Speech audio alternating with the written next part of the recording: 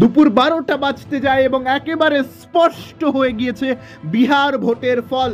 NDA ঝড় কার্যত মহাগঠবন্ধনকে একেবারে তুড়ি মেরে উড়িয়ে 192 আসনে পৌঁছে গিয়েছে এনডিএ জোট।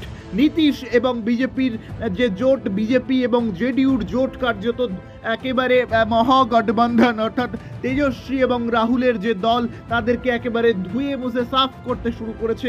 খাতা খুলতে পারেনি জন স্বরাজ দল।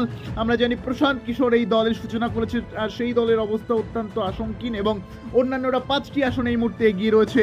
বিহার 243 আসনের বিধানসভা, যার মধ্যে বিজেপি একেবারে প্রথম সারিতে রয়েছে, 83টি এই মুহূর্তে এগিয়ে রয়েছে এবং জেডিইউ অর্থাৎ নীতিশ কুমারের দল 78 নাম্বারে রয়েছে। কংগ্রেস মাত্র 6টি আসনে। কংগ্রেসের অবস্থা সত্যি অত্যন্ত আশঙ্কিন। তারা বারবার ভোট চুরির আশঙ্কা বারবার অভিযোগ করছিল।